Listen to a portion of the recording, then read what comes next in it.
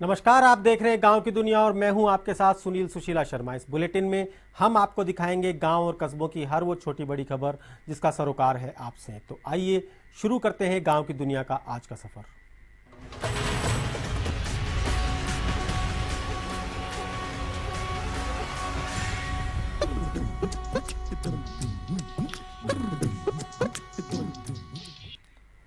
सुमेरपुर क्षेत्र में हुई तेज बारिश के बाद जवाई बांध के गेटों से छोड़े गए पानी से सुमेरपुर शिवगंज पुलिया क्षतिग्रस्त हो गई। इससे आपस में जुड़े दोनों शहरों का आवागमन बंद हो गया। इस क्षतिग्रस्त पुलिया का निरीक्षण करने के लिए पंचायती राज व पाली जिला प्रभारी मंत्री राजेंद्र राठौड़ और गोपालन मंत्री ओटाराम देवासी सुमेरपुर पहुंचे और सुमेरपुर शिवगंज के बीच बनी पुलिया का निरीक्षण किया। उन्होंने जल्द से जल्द पुलिया को आवागमन के लायक बनाने के निर्देश दिए।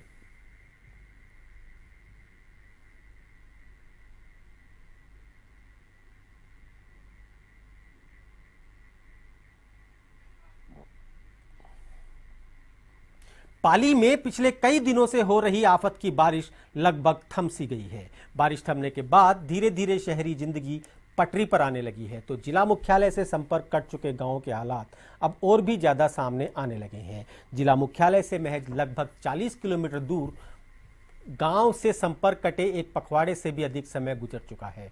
गांव में जाने वाले एकमात्र रास्ते पर नदी होने से गांव का संपर्क कटा हुआ है। अतिवृष्टि के चलते गांव के कई मकानों में दरारें आ गई है। साथ ही गांव में कई मकान टूट भी गए हैं। वहीं राजकीय स्वास्थ्य केंद्र भी क्षतिग्रस्त हो गया है। अस्पताल की इमारत क्षतिग्रस्त होने के साथ ही दवाइयों का स्टॉक भी खत्म होने लगा है। चारों ओर पानी से घिरा गांव टापू बन गया है। शहर से गांव का संपर्क कट जाने से गांव में रोजमर्रा का सामान खत्म होने लगा है, लेकिन जिला प्रशासन द्वारा अभी तक गांव में कोई राहत नहीं भेजी गई है।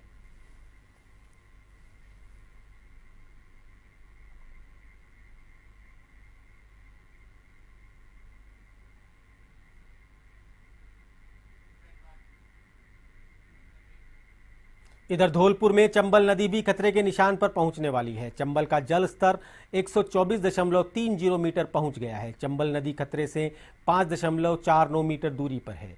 कोटा में तेज हुई बारिश से चंबल का स्तर बढ़ा है। वहीं चंबल नदी का जल स्तर बढ़ने से प्रशासन भी अलर्ट हो गया है। नदी पर सुरक्षा के बंदोबस्त कर दिए गए ताकि लोग नदी से दूर रहें।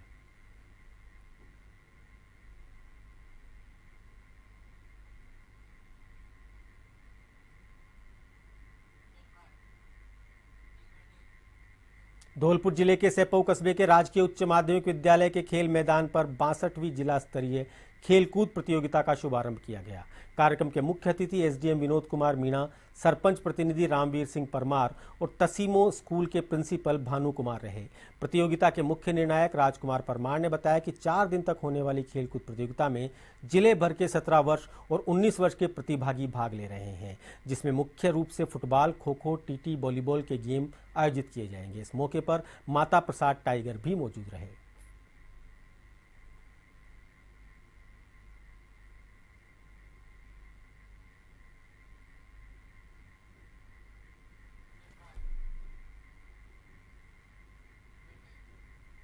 सीकर के दातारामगढ़ कस्बे में राजकीय सीनियर उच्च माध्यमिक विद्यालय के खेल मैदान में मंगलवार को 62वीं सीकर जिला स्तरीय खो खो खेल प्रतियोगिता का आगाज किया गया।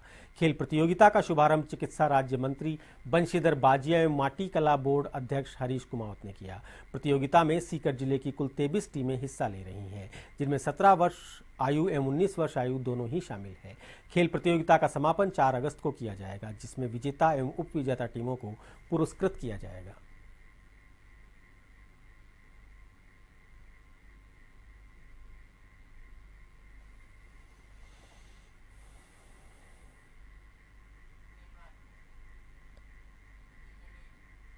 लिंग दोह समिति की सिफारिशों को लेकर आयुक्तालय कॉलेज शिक्षा की ओर से जारी सर्कुलर ने छात्रों की समस्या बढ़ा दी है।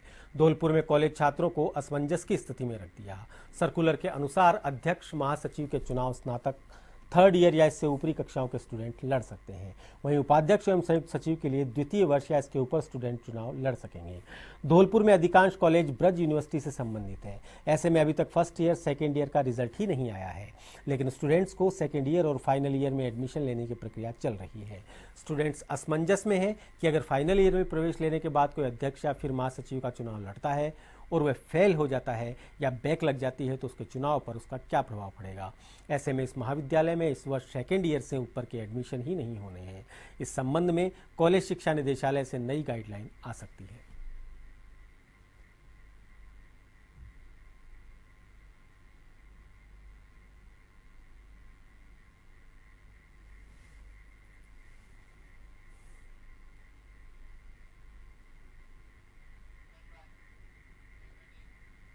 चूरू के सादुलपुर क्षेत्र के खुड्डी गांव में राजकीय विद्यालय में 62वीं जिला स्तरीय खेल प्रतियोगिता का शुभारंभ हुआ। कार्यक्रम की अध्यक्षता जिला प्रमुख हरलाल सहारण ने की। साथ ही मुख्य अतिथि तारानगर विधायक जय नारायण पूनिया ने की। उसी दौरान पूनिया ने कार्यक्रम को संबोधित किया।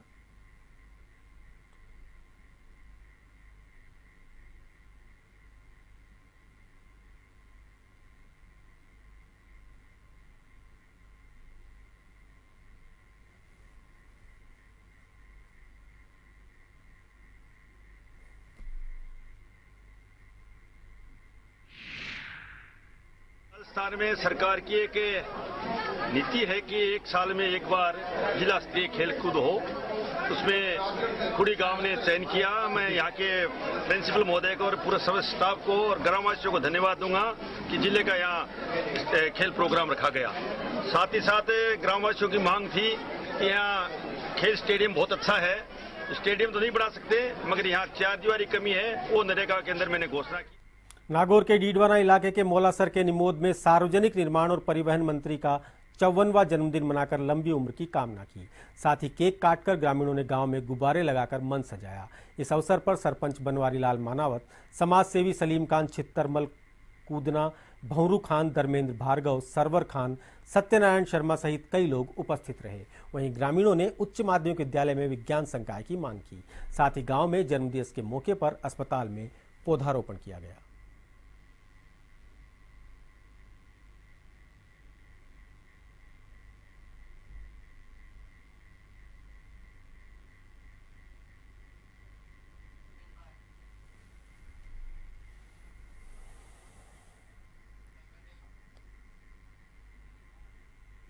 नागौर जिले के परबतसर विधायक मानसिक किंसरिया ने डाक बंगले पर जन सुनवाई की। जन सुनवाई के दौरान बिजली, पानी, सड़क की सबसे ज्यादा समस्या सामने आई, जिस पर विधायक ने अधिकारियों को तुरंत समाधान के निर्देश दिए। वहीं लोगों ने यातायात कर्मियों की ड्यूटी की बजाय दुकानों पर गप्पे मारने की शिकायत की। विधायक ने तुरंत एएसआई को कहा कि यातायात कर्मियों को ड्यूटी के लिए पाबंद करें। वहीं नगर पालिका के ईओ को आवारा जानवरों को पकड़कर गौशाला में डालने के निर्देश दिए तथा हुलढाणी में स्कूल की जमीन पर कब्जा करने का मामला भी सामने आया, जिस पर एसडीएम को स्कूल की जमीन मुक्त करवाने तथा जांच करवाने के आदेश दिए गए। सुनवाई में एसडीएम राजेंद्र सिंह चांदावत, बीडीओ रेखा गोड सहित विभागीय अधिकारी मौजूद रहे। वहीं जन सुनवाई के बाद विधायक ने मुक्ति धाम में पौधारोपण किया।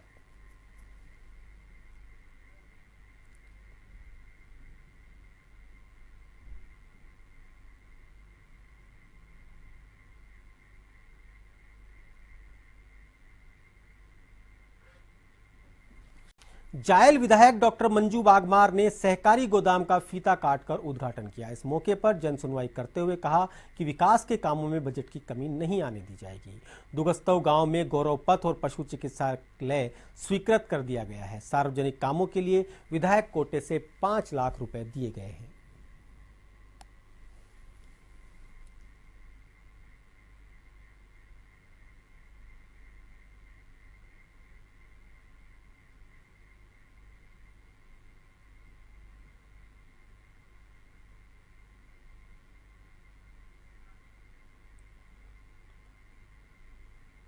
डूंगरपुर के सागवाड़ उपखंड के गामठवाड़ा क्षेत्र में मृतक का पोस्टमार्टम होने के बाद भी परिजनों ने दूसरे लोगों पर शक होने के कारण अंतिम संस्कार नहीं किया। सुबह शव को पुलिस थाने के सामने रखकर विरोध जताते हुए परिजनों ने कहा कि यह आत्महत्या नहीं हत्या है, जिनकी गिरफ्तारी की मांग को लेकर थाने का घेराव किया गया और तहसीलदार के आने के बाद समझाइश करके उचित न्याय दिलाने की बात कहकर शव का अंतिम संस्कार करवाया गया।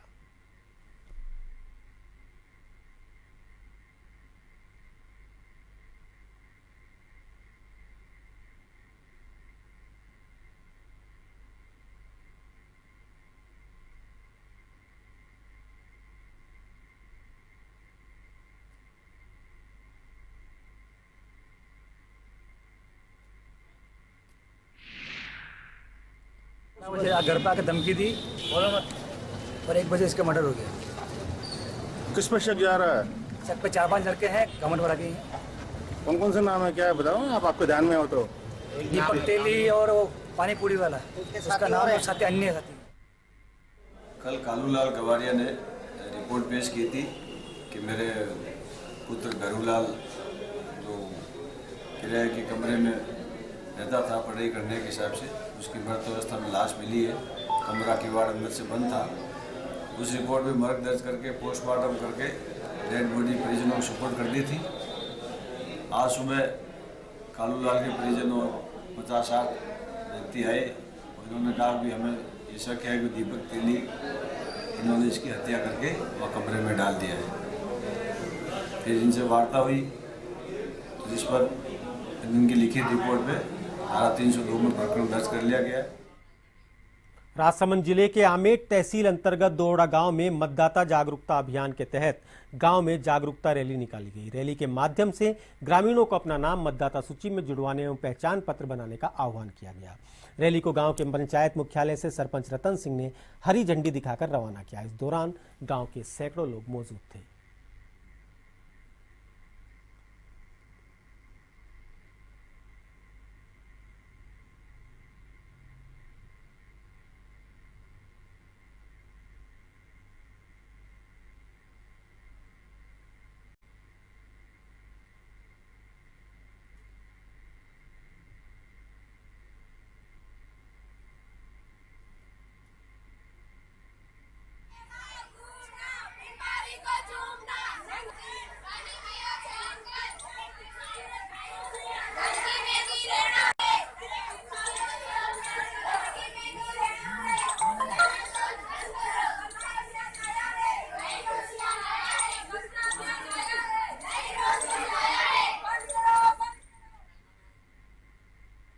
सालासर धाम में बालाजी की मूर्ति का 263वां स्थापना दिवस मनाया जा रहा है। यहाँ स्थित दाढ़ी मूंछ वाले बालाजी के नाम से विख्यात श्री हनुमान जी हर भक्त की मनोकामना पूरी करते हैं। स्थापना दिवस पर पुजारी परिवार के सदस्यों द्वारा रात्रि में जागरण का आयोजन किया गया, जिसमें सालासर बालाजी के इतिहास की लावणी सुनाई गई। स्थापना दिवस पर अलग अलग प्रांतों से भी आए यात्रियों ने भाग लिया। बालाजी मंदिर में फूलों का श्रृंगार अजमेर के कारीगरों एवं रोशनी की सजावट इंदौर के कारीगरों द्वारा की गई।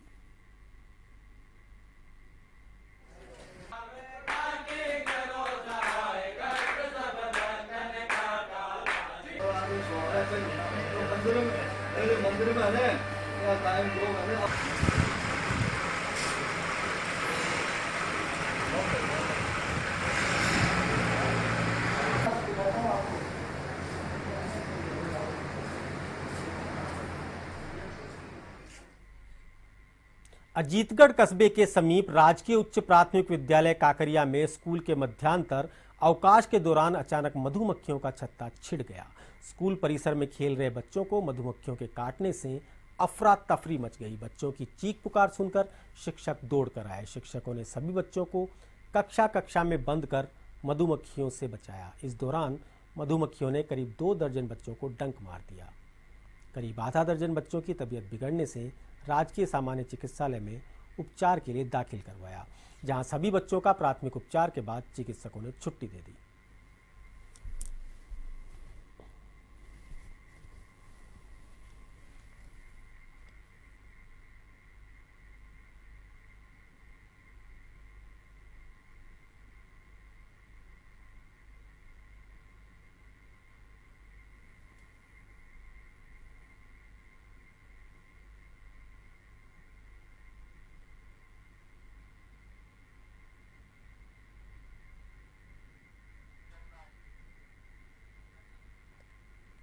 राजसमंद में आधार कार्ड के जरिए एक मूक बधिर बालक की कहानी अपने आप में ऐसा ज्वलंत प्रमाण है, जो आधार कार्ड की बदौलत 4 साल से परिजनों से बिछड़ा बालक अपने माता पिता व परिजनों से मिलने में कामयाब हुआ। नाथद्वारा उपखंड के खमनोर तहसील के सालोदा गांव का 12 वर्षीय चेतन सेन अपने पिता की उदयपुर दुकान पर गया था। वहां से 30 दिसंबर को कहीं गायब हो गया। उसके माता पिता व परिजन उसे तलाशते रहे, लेकिन कोई पता नहीं चला। लेकिन 4 साल बाद जब राजसमंद की बाल कल्याण समिति के पास सूचना मिली कि एक मूक बधिर बच्चा महाराष्ट्र के धुले में निराश्रित बाल गृह में पल रहा है, मामले का खुलासा तब हुआ जब निराश्रित बाल गृह का कर्मचारी चेतन का आधार कार्ड बनाने के लिए ले गया, जहां उसकी अंगुलियों व आंखों की छाप तथा डेटा से पता चला कि उसका आधार कार्ड पहले बना हुआ है। दूल्हे से चेतन को राजसमंद बाल समिति को सौंपा गया, जहां जिला कलेक्टर पीसी बेरवाल ने परिवारजनों को बुला चेतन को सौंप दिया। माता पिता सहित परिजन फूले नहीं समा रहे हैं।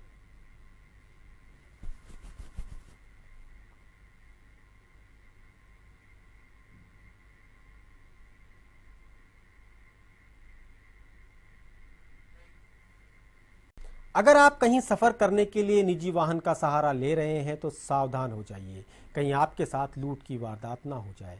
ऐसा एक मामला भरतपुर में सेवर थाना क्षेत्र में देखने को मिला, जहां पर इनोवा कार में बैठी एक सवारी को इनोवा में पहले से ही सवार बदमाशों ने मारपीट कर नकदी व सोने की अंगूठी व मोबाइल लूट कर सड़क किनारे पटक कर फरार हो गए।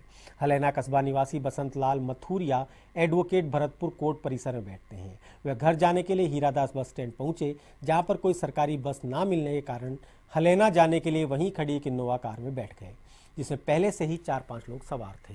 इनोवा कार बस स्टैंड से 2 किलोमीटर आगे जाकर सेवर थाना क्षेत्र के उज्जैन रोड पर ले जाकर बुजुर्ग के साथ मारपीट की और सामान लूटकर वहां से फरार हो गए। अपने साथ हुई घटना को लेकर बसंत लाल सेवर थाना पहुंचे, जहां पुलिस ने मौके का नक्शा मुआयना कर मामला दर्ज कर लिया और बदमाशों की तलाश में जुट गई।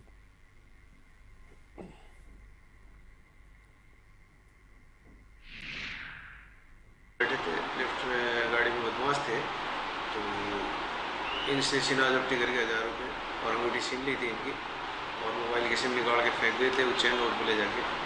घटना के आधा घंटे बाद सूचना मिली, तलाश कर। सिरोही के नया सानवाड़ा गांव में एक मकान के ताले तोड़कर सोने चांदी के आभूषण सहित 20,000 रुपए चोरी करने का मामला सामने आया है। चोरी की सूचना मिलते ही पिंडवाड़ा पुलिस मौके पर पहुंची। पीड़ित धनी देवी मेघवाल ने बताया कि मकान में पानी गिरने की वजह से दूसरे कमरे में सो रहे थे, तभी चोरों ने चोरी की वारदात को अंजाम दिया। पुलिस ने मामला दर्ज कर जांच शुरू कर दी है।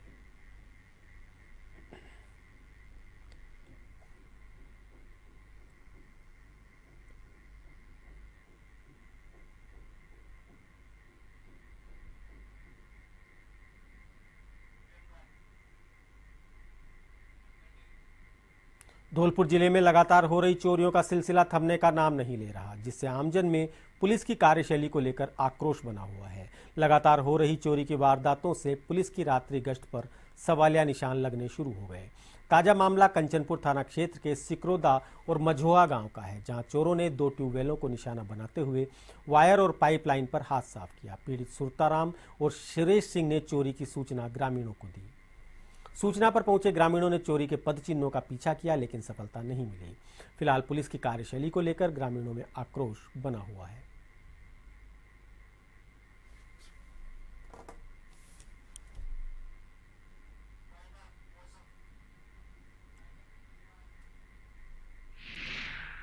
और मतलब केबल को नीचे डल दिए उसको, और मतलब ये केबल डीबी पे जाइए उसको काट के छोड़ गए हैं। ये घटना कब की है? ये घटना आज की है, रात्रि के वक्त। रात्रि के वक्त। क्या कोई निशान में मतलब पद चिन्हों का पीछा किया चोरों ने? हाँ, चिन्हों का पीछा किया था। पहले सूत्राम मझुआ वाले की लाइट खुली है, उसकी समर को केबल को ले गए हैं, हमारी समर को और उसको ले गए हैं, उसको छोड़ गए हैं पाइप को। और गांव की दुनिया में फिलहाल इतना ही, लेकिन चलते चलते एक नजर डालते हैं आज के मौसम पर।